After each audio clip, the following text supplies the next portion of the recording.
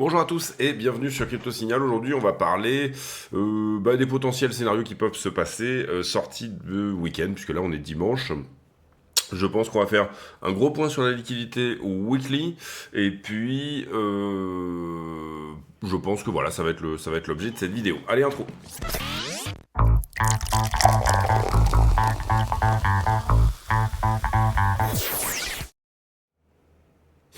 Alors, Bitcoin autour des 82 687. Ce qui est pas très joli, c'est que depuis hier, on perd un support potentiel. Alors, au moment où on a fait la vidéo hier, si je me trompe pas, on avait déjà commencé à le perdre. Il aurait pu être récupéré ce niveau, hein, il aurait pu être regagné sur une TF 4 heures, et ça n'a pas été le cas. Hein. Vous voyez qu'en 4 heures, il a été clôturé. Donc, on a deux choses qui sont clôturées en 4 heures. Déjà, on vient faire un tour au moment où on perd un petit peu cette accumulation-là, hein, celle de ce biseau en montée ici. On vient faire un tour sur le point de contrôle et le niveau 1 heure qui est ici. Et la réaction, elle est très décevante. Hein. Vous voyez qu'il n'y a pas, l'endroit, à cet endroit-là, le petit rebond auquel on pourrait s'attendre. Du coup, on perd le niveau là ici qui est donc à 83 800, 84 000 hein, pour faire simple. Et on va bien sûr revisiter le niveau inférieur, c'est-à-dire le support H1 qui est de 81 800. Là, on a une petite réaction sur 88 800, ce qui est normal. C'est pas parce qu'on dessine les supports sur la charte, mais c'est parce qu'ils évoquent quelque chose. Il y a déjà eu dans le passé des choses qui sont censées être défendues sur ces zones-là, donc logiquement elles le sont. Si jamais on venait à perdre ce niveau, ça serait bien sûr éventuellement les 80 200 qui seraient visités. Et vous voyez que sous les 80 200, on a cette jolie boîte de liquidité qu'on avait mise en avant déjà depuis un moment, avec éventuellement une déviation juste en dessous de 78 800. Passer sous la structure reste possible, mais là, comme on a cette mèche, on a laissé assez peu de temps finalement aux longueurs de rentrée, et on va dire que c'est plutôt dans cette zone-là qu'il devrait se trouver théoriquement, c'est-à-dire 78 400 jusqu'à 80 000. Donc on va bien regarder ça attentivement. Pour le moment, ce qui reste, alors ce qui est très peu encourageant, c'est qu'on a perdu le point de contrôle de toute la montée. Hein. Vous comprenez ici qu'on est monté d'une certaine manière, qui fait que on a un node ici de volume contrôle, ça veut dire qu'on a un node de business qui a été fait dans cette zone-là.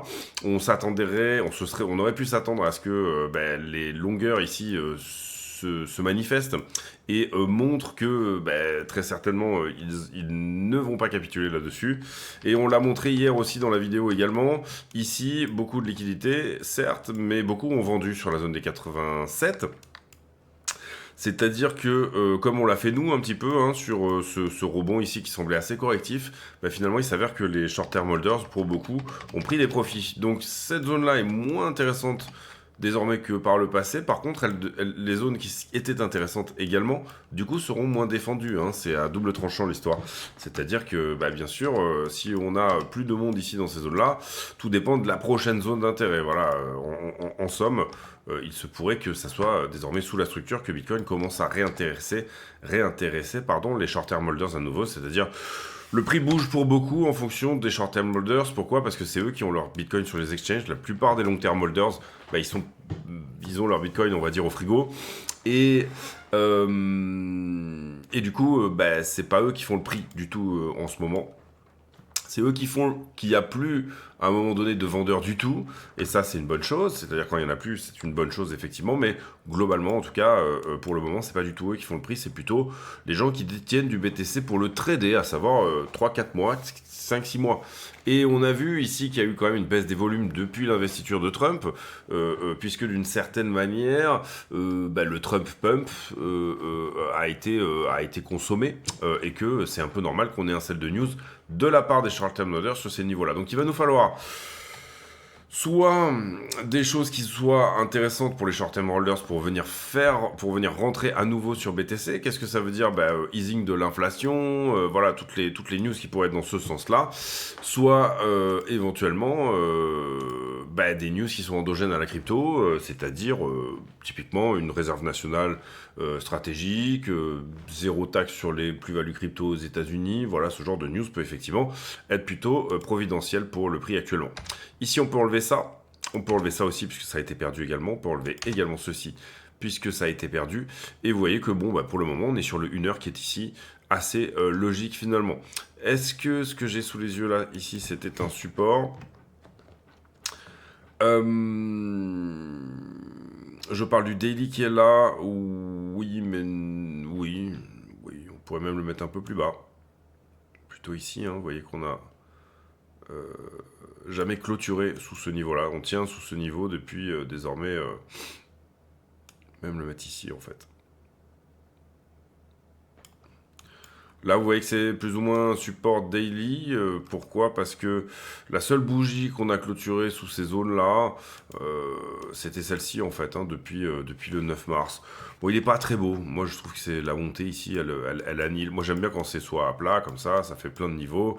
Et puis, on a éventuellement une déflation, une déviation. Mais c'est juste une mèche en daily. Là, vous voyez que je trouve qu'il n'est pas très joli quand même. Donc, voilà. On va même l'effacer parce que ça sert à rien ici d'avoir ça sur la charte.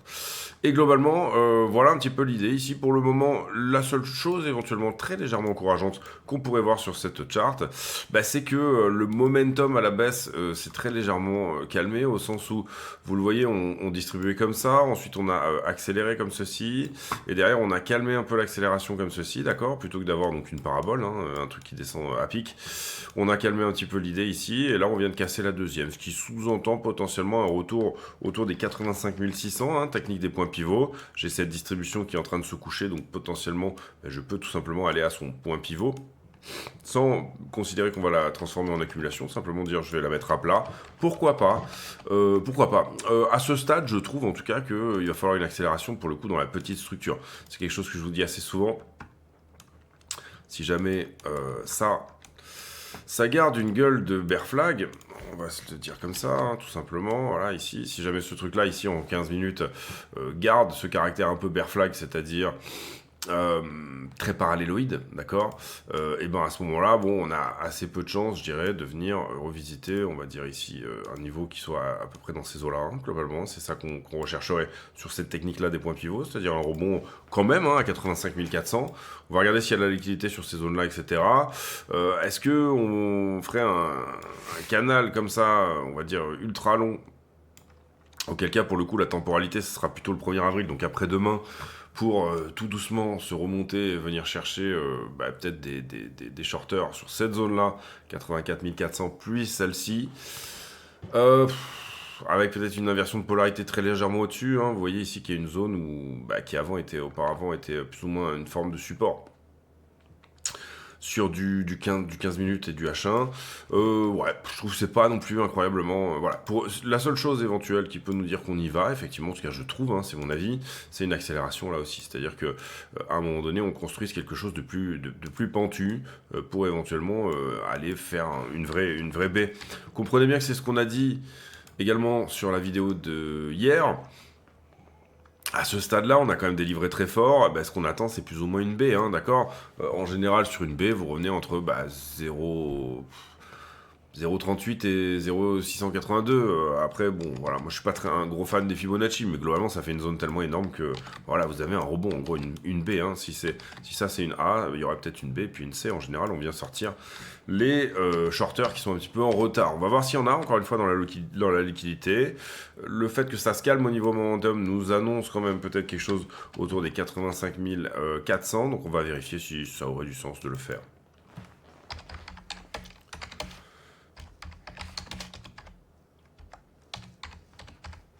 Point pivot, distribution 1. Voir si éventuellement ça aurait du sens d'aller dans cette zone-là. Ça, on peut l'effacer.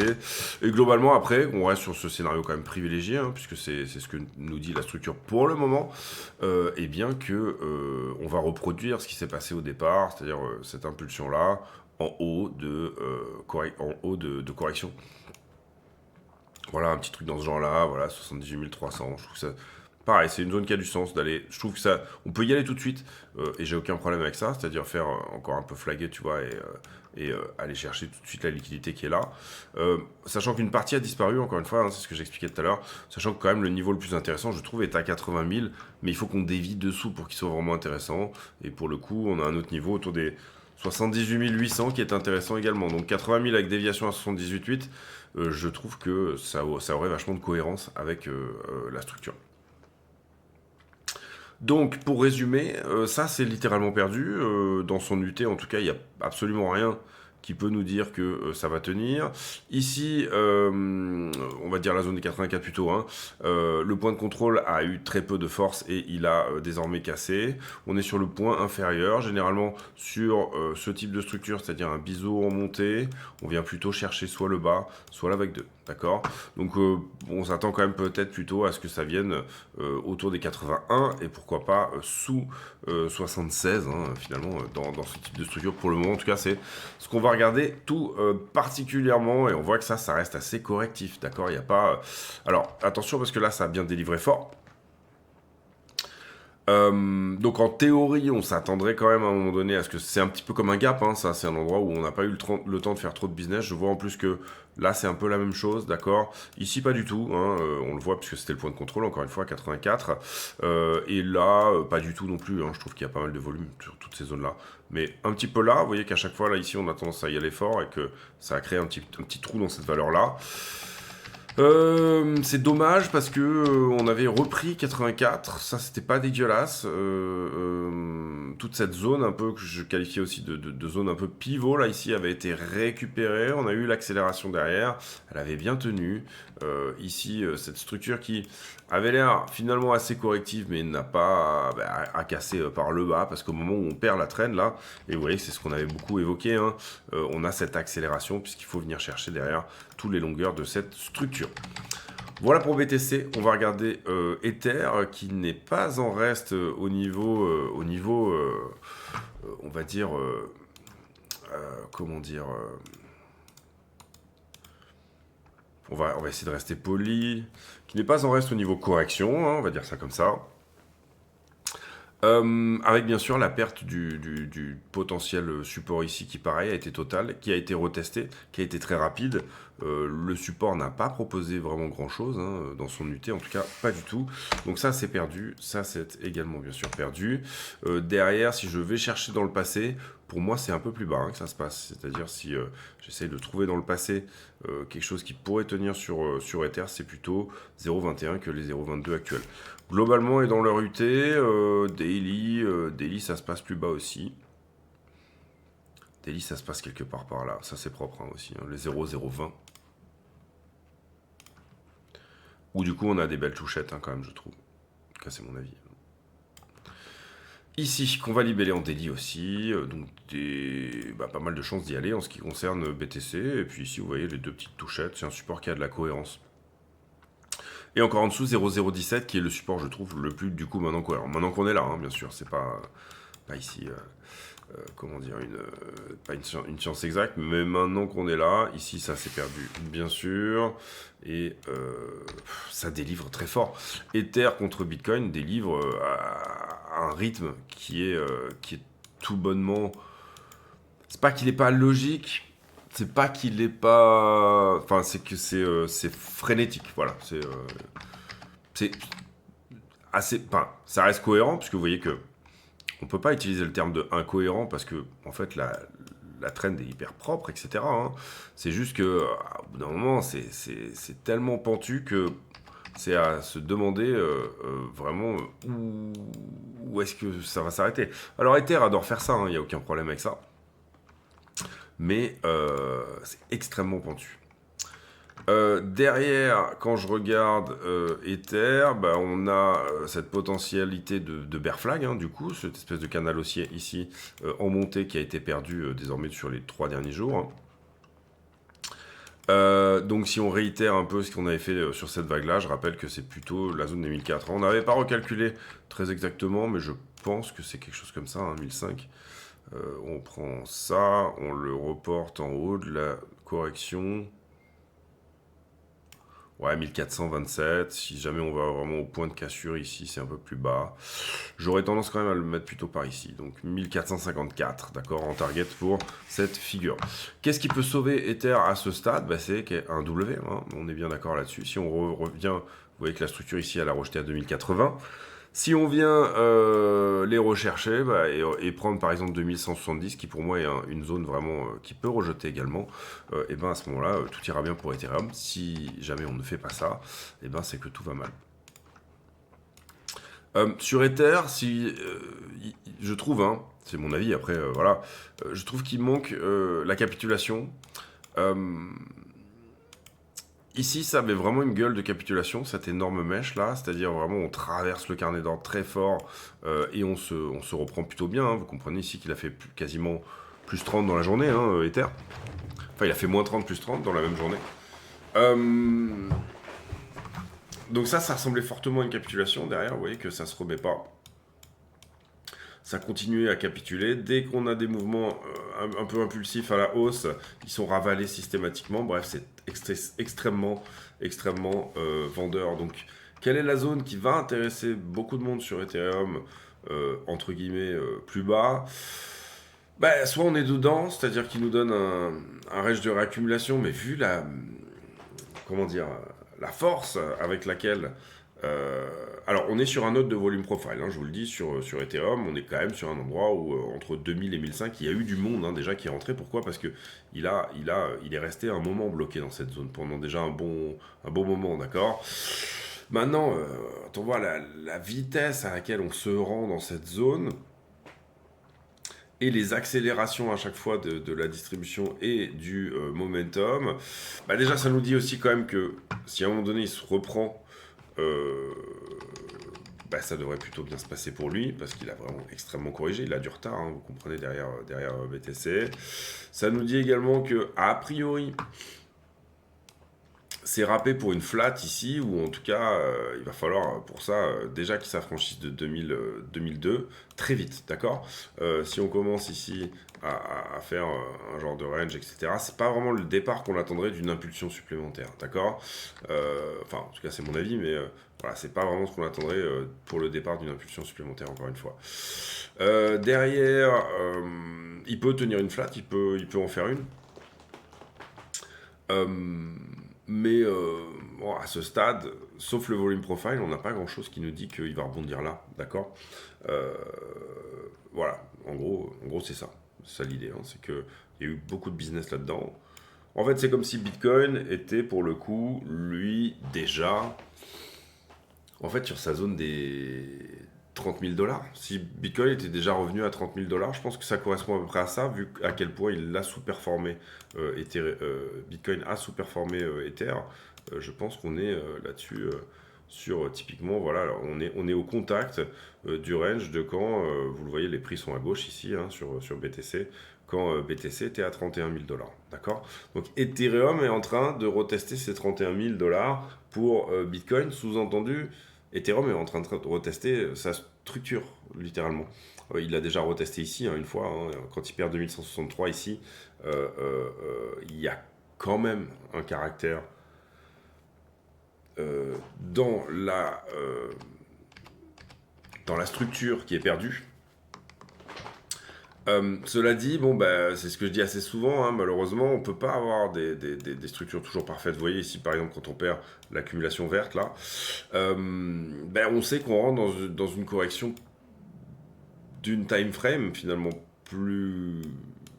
C'est pas plus grosse que ça, c'est pas le terme, mais si plus conséquente, voilà, enfin voilà, si on peut considérer entre guillemets que Ether est d'une certaine manière en bear market depuis mars 2024, d'accord, par rapport à des tas de choses. Et contre Bitcoin, ça fait encore plus longtemps, hein, vous avez compris que contre Bitcoin, bah, il est en bear depuis 2022, septembre 2022, d'accord. Et encore, on peut même dire que décembre 2021 presque. Je regarde un truc juste vite fait.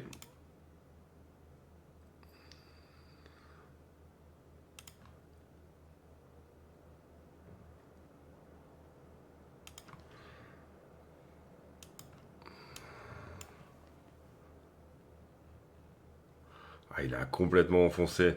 Je veux dire, dans l'idée même d'une grosse flat étendue, qui soit de toute violence, on parle de ça. D'accord, ici, oui, flat étendue, donc passer en dessous, etc. Et, vous voyez que le 200% est globalement à peu près par ici, c'est-à-dire 0,026. Il a complètement traversé, d'accord. Donc ça serait vraiment une C qui soit de toute violence. Et la C est de toute violence, hein, d'accord. Si j'essaye de même trouver des vagues là-dedans, c'est-à-dire 5 vagues, bon, j'ai plus un canal ici qui est très propre, pour le coup. Et qui lui-même accélère dans un canal plus violent, d'accord. C'est tout ce que j'ai. Et derrière, encore à nouveau une accélération, d'accord. Donc j'ai vraiment cette parabole vers le bas qui est en train de se créer. Et c'est difficile, une parabole, c'est difficile de dire quand est-ce qu'elle s'arrête, d'accord. Et c'est ça un des gros soucis. Sur les choses sur lesquelles, en théorie, on aurait dû voir des réactions. Je pense que globalement, vous les voyez, hein, sur le volume profile, c'est 0,035 ici. C'est pareil, il n'y a rien eu. Hein. Ici, on aurait pu avoir une réaction au 0,025, rien du tout. Et ici, pour le moment, alors il faudrait dézoomer un petit peu pour voir où on en est exactement, mais pour avoir vraiment toute la structure sous les yeux. Avec, on va essayer d'avoir un petit peu plus de précision avec un volume à gamme fixe. Ouais, le point de contrôle, il était à 0,30, il est perdu. Et 0,25, il y a quelque chose. Et 0,21, là où on est en ce moment, il y a quelque chose aussi. Mais tous les points de contrôle, tous les endroits où, théoriquement, et là, ici, on ne parle pas de retourner la structure, on parle d'avoir une réaction. Juste une réaction. On va nettoyer un peu, on va enlever ça. Juste une réaction, vous voyez que, en gros, il n'y a pas grand-chose qui a été proposé au 0,30. En fait, à chaque fois, on a juste une jolie mèche, un retracement, mais c'est pas vraiment violent du tout. Je parle ici, quand on touche le point de contrôle des 0,30, il se passe ça. Quand on touche le point de contrôle des 0,25, il se passe ça, d'accord. Et là, on s'approche d'un point de contrôle également ici, donc 0,21. On y est à peu près, hein, en gros, on y est dans pas longtemps. Donc, qu'est-ce qui va se passer? Peut-être ça. Voilà, c'est le mieux qu'on puisse espérer. En tout cas, à ce stade, l'extrême violence de l'accélération, c'est vraiment presque inquiétant pour Ethereum, d'accord. Donc voilà, et si on retourne dans le passé, bon, là c'est Binance, donc les volumes profile commencent un peu à une certaine date. Je crois pas qu'on ait un index sur Ether Bitcoin. Il faudrait peut-être regarder Bitfinex ou ce genre de choses, Bitstamp pour avoir des sources un peu plus vieilles. Et l'Ether dominance qui est pareil en train de plonger aux abysses et qui, elle, pour le coup,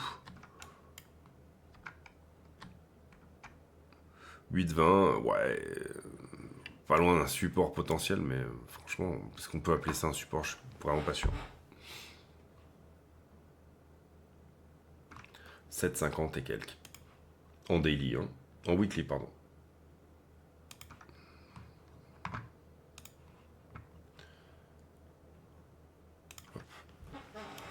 Est-ce qu'on l'a touché? Je crois pas. Hein. Non. 8,29 pour le moment. Alors, c'est pareil, c'est toujours un petit peu la question. Finalement, ce qu'on voit là, c'est une Ether dominance qui est dans une structure baissière. Voilà, est-ce qu'on continue pas le livre, hein, ici, hein, simplement, le bouquin, avec un plus bas ici, en dessous. Maintenant qu'on est là, je veux dire, on est là, quoi. À partir du moment où on perd quand même un petit peu ce qui se passe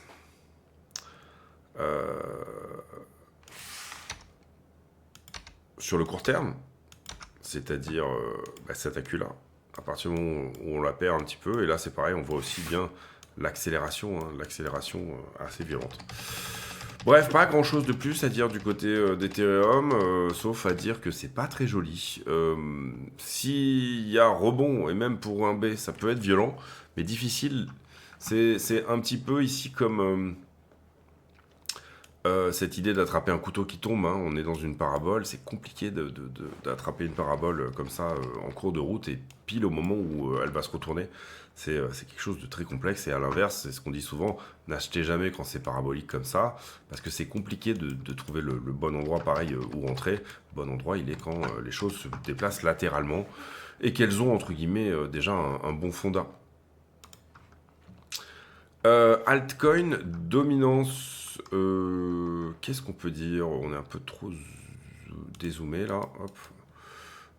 Alors, altcoin dominance, grosso modo, on voit la perte de cette accumulation-là, mais on perd pas la structure pour autant, pour le moment, hein, d'accord? C'est-à-dire qu'ici, j'ai un fond de structure qui reste haussier.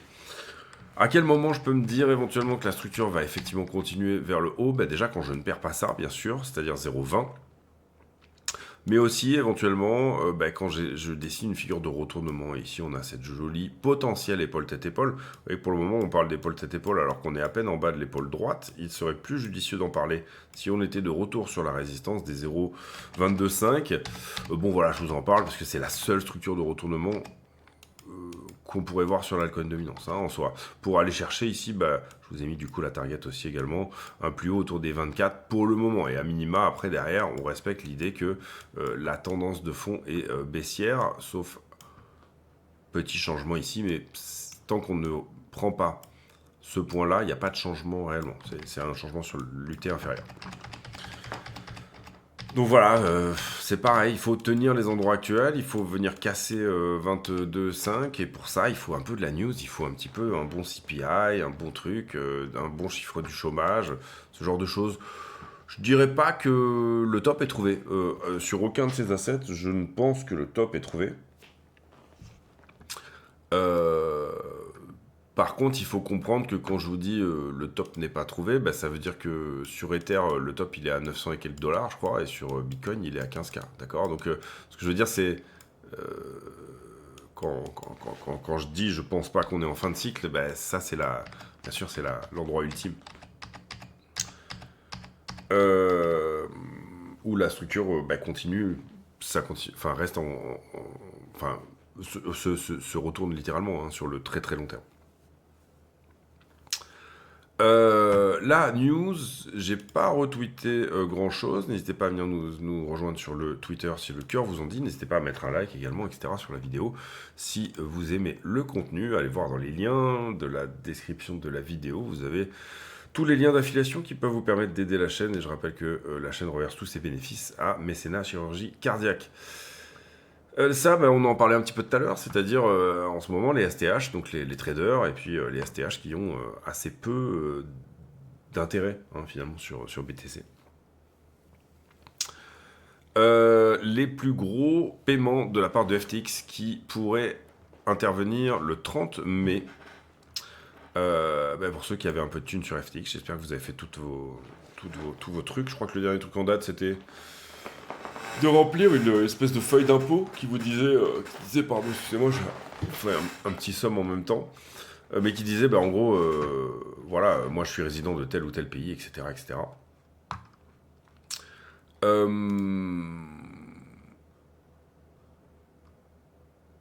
Des experts qui disent que d'abord, avant de faire une réforme sur les taxes, il faudrait terminer la réforme sur les stablecoins, enfin la régulation sur les stablecoins du moins. Et puis, voilà, toujours cette idée, hein, des droits de douane qui font un petit peu peur. Les stocks, leur pire mois depuis 2022, est-ce que avril va amener des opportunités d'achat? Semaine prochaine, on a déjà pas mal parlé, mais mercredi, rapport ADP, c'est important. Et puis surtout, vendredi, rapport sur l'emploi, avec peut-être un petit discours de Powell en plus. On aura les deux là, ici, histoire que ça fasse vraiment une bonne petite journée de fin de semaine comme ça. Personnellement, il y a des chances que je me casse pendant les 2 semaines des vacances, donc je ne ferai probablement pas de vidéo. Je parle ici du 6 au 20 ou un truc comme ça. C'est pas encore sûr, j'ai pas pris les billets encore, mais il y a des bonnes chances que ça soit le cas. Les liquidations. 24 heures, 200 millions de liquidés, c'est une journée normale, on va dire ça comme ça, normale un peu péchu. Du long pour 153 millions, donc 3 fois plus de long que de short, et Ether qui liquide plus que Bitcoin, ça c'est intéressant. Pour le coup, ça a un aspect assez capitulatif sur Ether. Le fait qu'il liquide plus, bien sûr, que Bitcoin. Open Interest, tant qu'on est dessus, j'ai cliqué dessus sans faire exprès, mais on voit que le CME est largement devant Binance avec à peu près 1,5 fois plus de volume. Je sais pas si je les refresh beaucoup dernièrement, ce truc-là, mais oui, c'est là, mais c'est ça. Ensuite, carnet d'ordre, je pense qu'on va regarder un peu ce qui se passe. Alors c'est complètement vide à la vente jusqu'à 88 et il n'y a pas grand monde à l'achat non plus, hein, 90 bitcoin à 90 et puis ensuite à 80 000 à peu près 130 bitcoin. Marché en levier, et là on est sur Ethereum, mettons-nous sur Bitcoin. Alors marché en levier sur Bitcoin, sur du 15 minutes, on n'avait rien rajouté hier. On peut voir ici que depuis qu'on a... On peut voir aussi la chute hein, sur l'Open Interest. Ici on était à 18, désormais 16, c'est bien. Ça, c'est plutôt une bonne chose. Derrière, on a dit là, attention, tout le monde qui essaie d'attraper un couteau qui tombe, etc. Jusque-là, derrière, le prix vient faire son taf, c'est-à-dire venir chercher ses ordres sur lesquels tout le monde, finalement, avait un petit peu longué. Jusque-là, ça va ensemble. Ici, il y a une petite différence. Donc, ça va quand même à l'augmentation sur le prix et ça va quand même à l'augmentation aussi. Ce qu'on va faire, c'est qu'on va mettre celui-là en 2 pixels. Voilà, et puis derrière, en revanche, je suis pas mal shorté sur la latéralisation de ce week-end. Puisque vous voyez ici que j'ai un prix qui latéralise et un funding qui descend. Donc ça, c'est shorté ici, un petit niveau à venir chercher. Et puis ensuite, c'est l'inverse, c'est-à-dire que le prix descend, le funding monte, donc j'ai un petit niveau à venir prendre pour le coup plutôt par ici. Ici. Hop. Donc les deux derniers endroits de price action qui représentent des divergences entre ce que nous dit le funding et ce que nous dit le prix. Intéressant. Ça veut dire qu'on charge en liquidité de week-end. Pour moi, en général, quand on fait ça, les deux sont... On vient chercher les deux. C'est-à-dire qu'on reviendrait chercher le top ici à plus de 83 et on reviendrait chercher le bas à... La question est où est-ce qu'on va en premier. Je dirais que si on casse la distribution qui est là, on a plus de chances d'aller en haut. Et à l'inverse, si on la maintient et qu'on perd, je dirais ce niveau-là. Oui, de toute façon, si on perd ce niveau-là, on sera allé chercher celui-là. Donc ça sera logique. iBlock. Là, on était sur Ethereum. Je sais pas, il a un petit souci. On va regarder, on va vérifier si ça s'est pas réparé entre temps. Non, mais c'est pas grave. On va faire juste, on va faire sans les bulles de liquidité. On va faire juste avec la heatmap. Bah, vous voyez que la One Week est nettoyée dorénavant, d'accord. Une des questions qu'on se posait, c'était, pour le coup, on a une boîte de liquidité à 80 qui est un peu plus vieille qu'une semaine. Est-ce qu'on va aller la chercher ou pas? D'accord, c'est la seule question, je dirais, à laquelle le prix va répondre là bientôt. Et on voit une box de liquidité à 90 000 dorénavant sur la semaine. Donc, si les news le veulent bien, la semaine prochaine, ça sera plutôt haussier l'histoire. La question étant, est-ce qu'on a besoin de venir toucher 80 ou pas? Je rappelle que sur... là, on est 7 jours sur un mois. Donc, quand on regarde là un mois, il reste quand même un petit quelque chose en dessous. Ici, d'accord. Donc 90 sur la 1 mois aussi est un bel endroit et venir cueillir quand même la liquidité à 80-81 ne serait pas déconnant, sachant que c'est plus ou moins ce qu'Ether a déjà fait. C'est-à-dire Ether, vous voyez, sur 7 jours, il a déjà pris ses gros niveaux, et en fait Ether, à 1975, c'était plus ou moins son niveau à lui, et sur 3 mois sur Ether,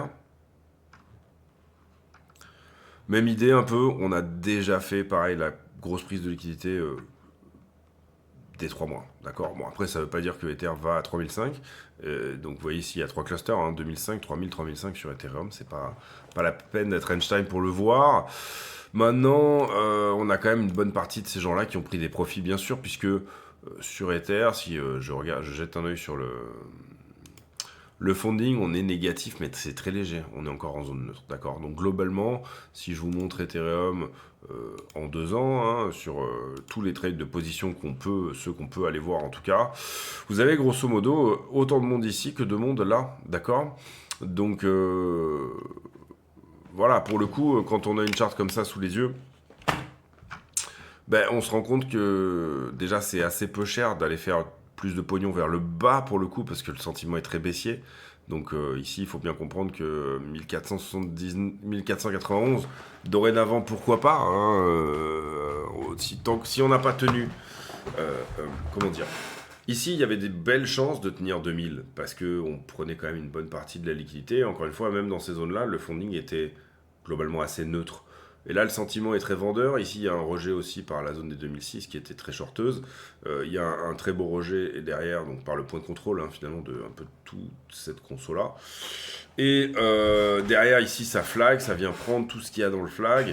Bon, globalement, on a quand même cette idée que Ether est en train de valider un fonds extrêmement baissier. Maintenant, on a aussi cette idée de dire, bah, si à un moment donné Ether décide de short squeeze, eh ben ça peut aller très vite et ça peut aller rapidement à la TH.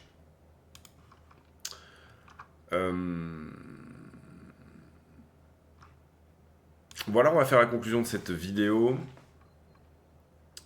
Donc Ether très mitigé, Bitcoin en soi, j'aurais tendance à dire que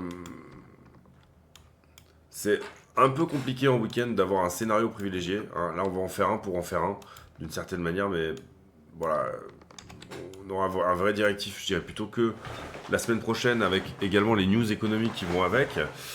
On s'attend quand même à énormément de vols la semaine prochaine. Elle peut être haussière comme elle peut être baissière. Ici, encore une fois, tout ce qui est chartisme et structure nous annoncerait quand même peut-être plutôt un petit bisou aux 80 000, d'accord, quelque chose comme ça, hein. Éventuellement réitérer ce qu'on a fait ici en correction un peu plus bas, voilà. C'est-à-dire venir vraiment chercher ces niveaux-là. Est-ce qu'on est réellement sur le support du siècle ici en 1 heure? Non, ça reste un support, donc tout est possible, hein, de tenir 82 ici. On l'a vu d'ailleurs finalement sur ça, qui n'était pas un support exceptionnel et qui a quand même provoqué, je dirais, une réaction de 76 à 88, c'est bien, hein. Donc voilà, parfois on a des endroits où on est peut-être moins convaincu et en fait finalement c'est un peu la trend ici long terme qui tient. Ouais, il y a tout un tas de choses qui tiennent un peu le prix. La trend aussi de la manière qu'on a de distribuer ici. Est-ce qu'on peut dire qu'on est, comment dire, sorti, enfin, ou qu'on va sortir, ou que... Déjà, est-ce qu'on tient toujours à cette histoire de mégaphone? Moi, je trouve que oui. Maintenant, ça peut durer encore un bail, et vous comprenez que sortir un mégaphone de 66 à 120 reste possible également.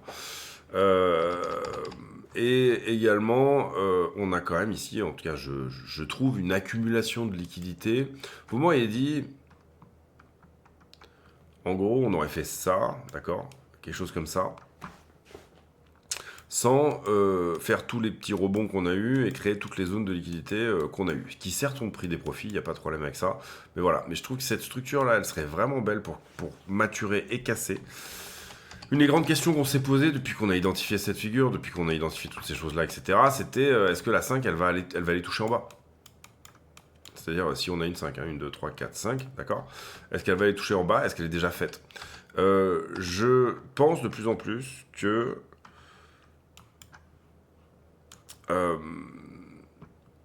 alors, je vais avoir du mal à exprimer mes propos exactement comme je voudrais. Voilà, parfois, la langue de Molière permet la nuance, mais en l'occurrence, là, ça va être assez compliqué d'être pile poil dans ce que je voudrais éventuellement communiquer.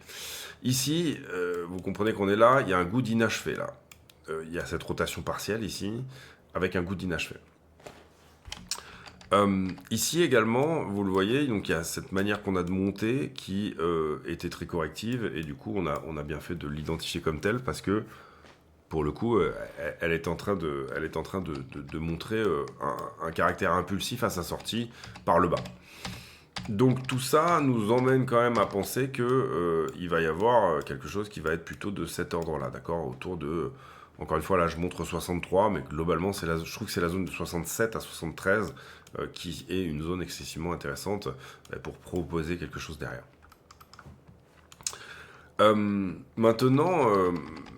et c'est le propre de ce type de correction en élargissement, c'est que vous comprenez ici que la pente du bas, elle est extrêmement pentue. Et au plus on dégage de manière corrective par le côté ici, d'accord, au plus pour pouvoir faire un mouvement baissier et qui touche lui-même le bas de la distribution, pour faire ce type de mouvement baissier-là, il va falloir quand même aller chercher des choses qui, avec le temps, imaginons qu'ici on soit, je sais pas moi,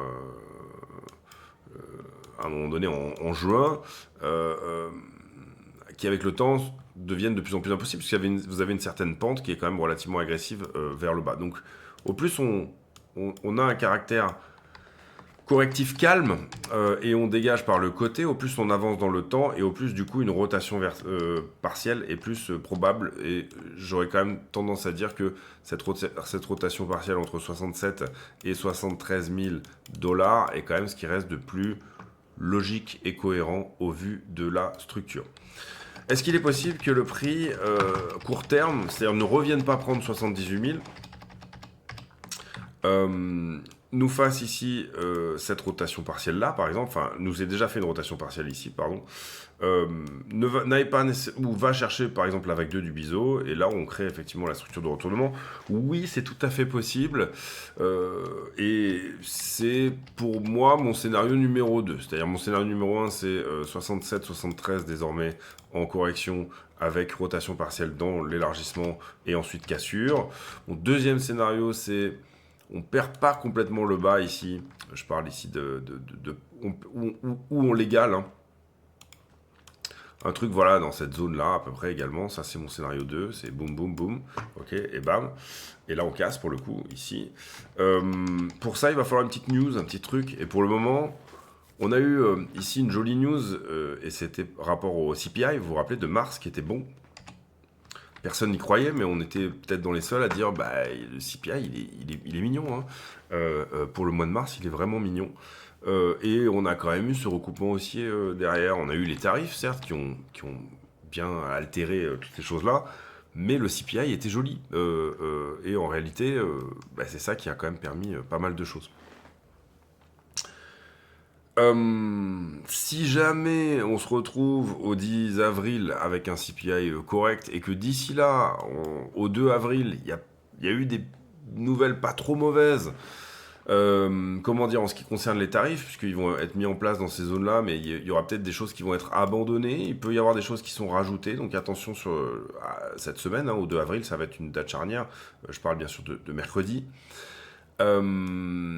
Donc où est-ce qu'on sera à ce moment-là? Ça c'est une première question. Qu'est-ce que le prix demande là, à avoir dans les prix au moment où on est le 2 avril et où il y a des news potentielles qui sortent, qu'elles soient bonnes ou mauvaises. Ça c'est la première chose. Et deuxième chose, news sur l'emploi vendredi, donc juste derrière, discours de Powell. Il faudrait regarder le contexte, je ne l'ai pas encore, mais on regardera ensemble. Et puis derrière également, bien sûr, le CPI semaine suivante.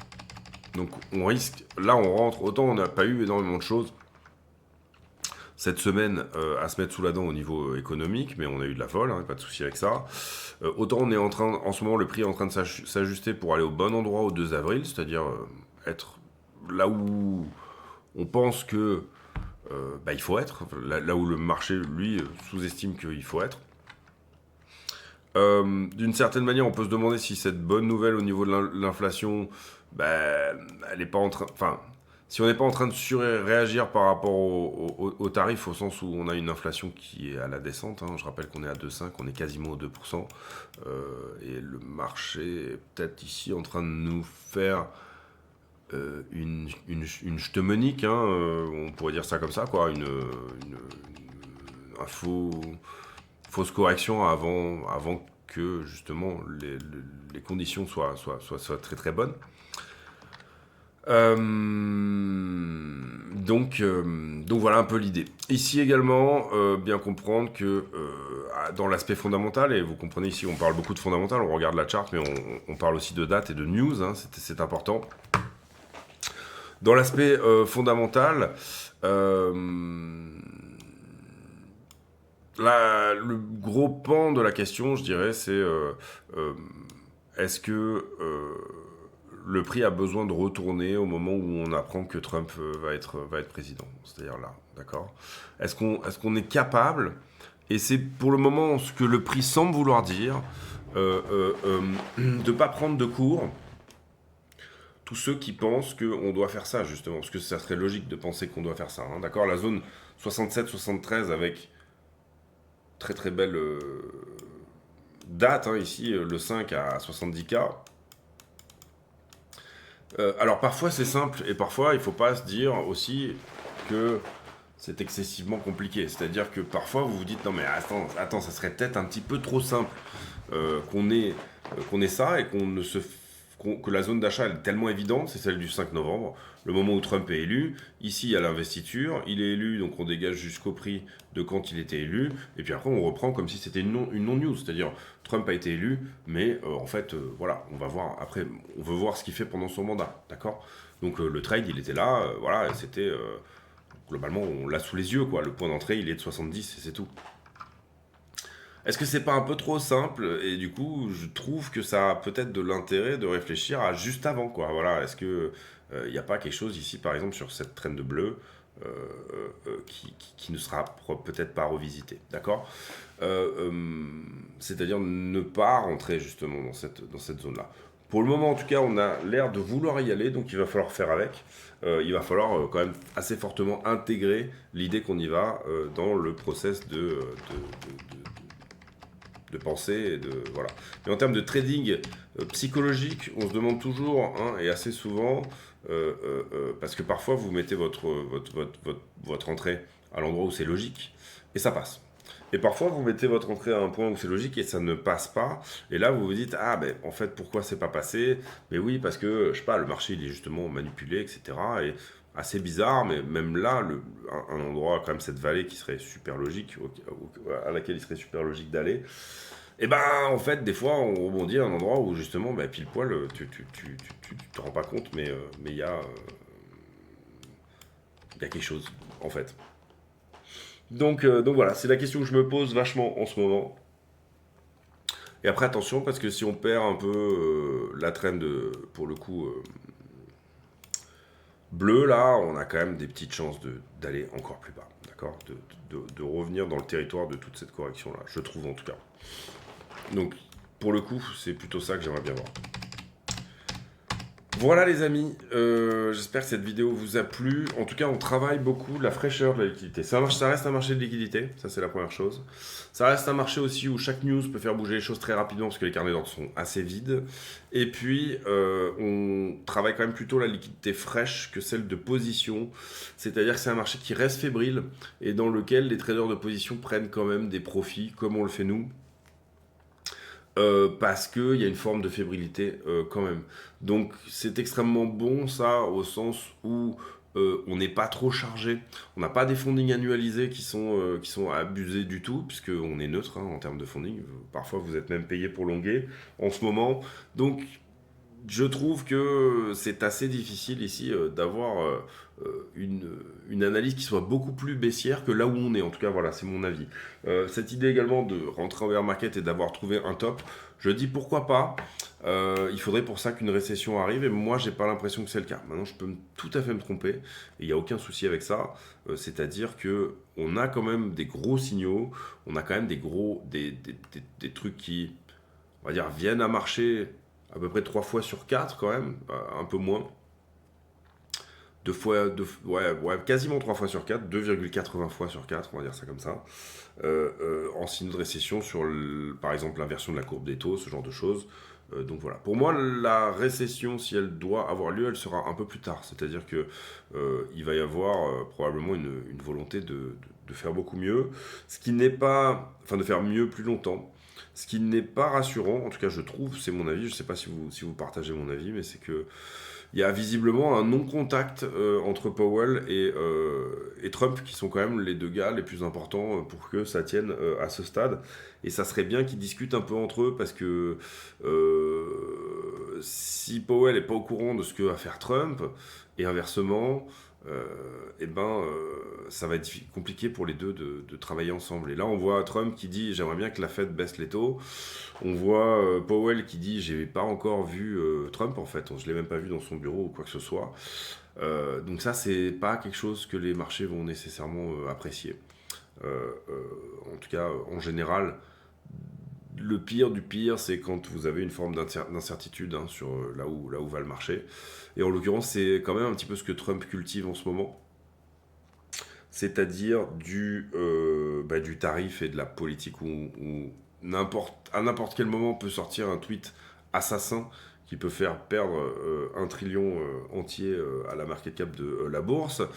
Et puis à l'inverse, on a un Powell qui est plutôt, c'est pas qu'il est confiant, mais qui est plutôt qui préfère jouer l'inactivité que de décider que ouais, on arrive dans des endroits où ça va, on pourrait éventuellement se calmer. Ou l'inverse, c'est-à-dire on arrive dans des endroits où on pourrait éventuellement mettre un dernier coup. Quand même plutôt, en ce moment, je trouve passif notre ami Powell. Voilà les amis, écoutez, on va voir comment ça prend. Ce qu'on veut voir en tout cas sur VTC pour moi, si vous voulez le voir retourner sur à minima cette zone et peut-être faire un retournement global, hein, c'est-à-dire retourner ici, hein, retourner cette zone-là, c'est une accélération. Hein, pour le moment, ça ne devrait pas théoriquement se faire dans un long trajet comme ça. Je trouve que 85 est un endroit où ça peut être intéressant éventuellement de revenir. Est-ce qu'on peut littéralement casser ici toute cette structure, etc. Donc la distribution en cours, auquel cas on ouvre, hein, vous le comprenez, petit à petit des targets qui sont finalement également hein, de moins en moins importantes. Hein. Vous comprenez ici que l'entièreté de la figure, si elle est finie, hein, qu'on avait eu effectivement ici, petit à petit on est en train de décaler hein, notre point d'entrée petit à petit à des niveaux de plus en plus bas. Ce qui n'est pas forcément une excellente nouvelle non plus. Mais vous le voyez ici, là par exemple, si on venait à casser 2 avril, bon, je dis ça mais c'est un exemple, 123 000 dorénavant alors qu'on avait peut-être des choses plus importantes avant. Puisque je rappelle, un biseau, enfin un élargissement, pardon, en descente comme ça, on prend l'amplitude de la figure et on la reporte au point de cassure pour avoir une target. Il est très beau, très propre en tout cas cet élargissement et on espère qu'à un moment donné il viendra à casser par le haut et encore une fois il existe aussi cette énorme possibilité hein, qu'il revienne rejouer plus bas que son actuel 4 hein, si on peut voir ça parce qu'on pourrait aussi l'avoir comme une 5 en fait. Voilà les amis, je vous laisse là-dessus, j'espère que cette vidéo vous a plu, on s'est un peu attardé sur la fin pour parler de choses et d'autres, de contexte, etc. Mais je vous donne au moins mon avis sur la manière dont tout ça se met un petit peu en place. On se retrouve demain pour une nouvelle vidéo, j'ai pour habitude en fin de vidéo de poser une question à la con, c'est-à-dire une question qui n'a rien à voir avec le prix du Bitcoin mais qui nous permet de converser de choses et d'autres. Et la question du jour sera sur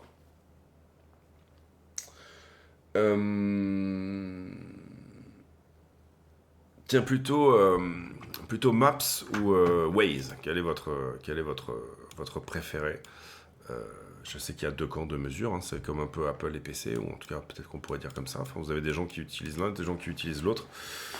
Personnellement, moi, c'est plutôt Waze, même si au début, je trouvais qu'il nous emmenait sur des territoires un peu exotiques en termes de... au moins, je trouve qu'il est un peu plus complet, et puis finalement, je trouve que maintenant, c'est Maps qui déconne, alors qu'avant, il était un peu plus fiable. Donc voilà, plutôt Waze de mon côté. On se retrouve demain pour une nouvelle vidéo. D'ici là, portez-vous bien. Ciao, ciao.